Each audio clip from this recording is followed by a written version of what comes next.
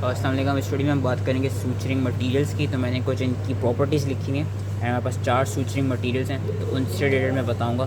सबसे पहले हम बात करते हैं, वी विल सी कि whether the suturing material is natural, synthetic यानी आर्टिफिशियली मेड, एब्जॉर्बेबल और नॉन एब्जॉर्बेबल, ब्रेडेड और मोनोफिलेमेंट। ब्रेडेड का मतलब पॉलीफिलेमेंट, या मतलब ये कि उसको multiple times multiple different structure से वूवन करके उसको बनाया गया, या एक ही फिलामेंट से, एक ही स्ट्रक्चर से, एक ही थ्रेड से उसको बनाया गया। एंड एलर्जिक रिएक्शन उनसे होता नहीं होता है। उनकी नोटिंग प्रॉपर्टीज़ कैसी हैं, सबसे पहले हम बात कर लेते हैं सिल्क की। This one, this black one, ये ब्लैक रंग का होता है। This is your silk. Silk का it is natural. Number 4, it is non absorbable. It is braided यानी पॉलीफिलेमेंट है। इसका जो एलर्जिक रिएक्शन है, याद रखना जितने भी हमारे पास नेचुरल सूचर्स हैं उनके जो एलर्जिक रिएक्शन है वो ज़्यादा होता है कंपेयर टू आर्टिफिशियल, क्योंकि जब हम आर्टिफिशियल सूचर्स बनाते हैं हम बनाते ही ऐसे कि उनका जो एलर्जिक रिएक्शन है वो कम हो। तो सिल्क का एलर्जिक रिएक्शन ज़्यादा है एंड उसकी नोटिंग प्रॉपर्टीज़ हैं, they are excellent. Then comes your prolene, this blue one, ये ब्लू है, नेवी ब्लू है, होपफुली कैमरे में सही आ रहा हो, नेवी ब्लू रंग का, ये ब्लू रंग का। This is your prolene. और प्रोलीन इज़ मोनोफिलेमेंट। अगर तो इसके हम क्या कहते हैं, it is a prolene is a monomer. अगर इसका पॉलीमर हो तो polymer is known as polypropylene. It is synthetic यानी artificial. It is non absorbable. It is मोनोफिलेमेंट।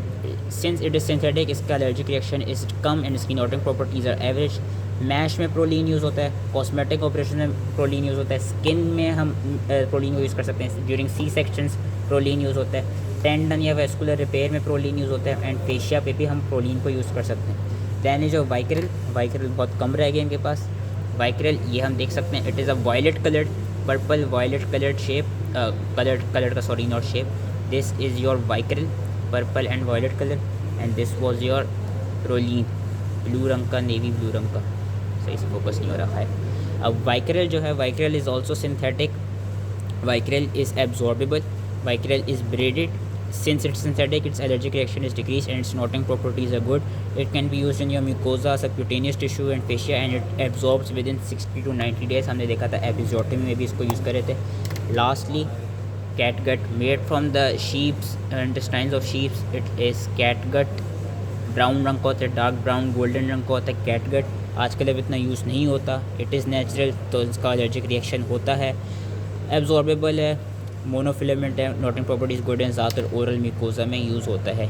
ये फिर हमारे पास वो नीडल है, हाफ 3/8 ऑफ द सर्कल वाली नीडल, जिसके अंदर हम यहाँ से हम फिर डालते हैं सूचरिंग मटेरियल। और फिर हमने पिछली वीडियो में देख लिया तो सूचरिंग करते कैसे हैं। साइज़ की अगर बात करें, साइज़ से पूछ लिया जाता है। साइज़ का याद रखना है कि जितना, अगर तो कोई इस तरह का नंबर होगा ना जिसके आगे ज़ीरो लगाओ, तो जितना छोटा नंबर होगा उतनी ज़्यादा उसकी थिकनेस होगी। ये थिकनेस के साइज़ हैं। जिस तरह अभी सिल्क की बात करें, सिल्क का उन्होंने लिखा हुआ है साइज़ 1, यानी सिल्क का ये यानी ये थिक है। अगर यहाँ पे लिखा हो तो साइज़ 3, तो 3 इज़ मोर थिकर देन 1। लेकिन ऑन कॉन्ट्रेरिली ये चीज़ लिखी गई है कि अगर यहाँ लिखा होता 10 साइज़ एंड कोई और मटीरियल होता जिसका लिखा होता 30 साइज़, तो जो 10 साइज़ है that is more thicker than 30 size.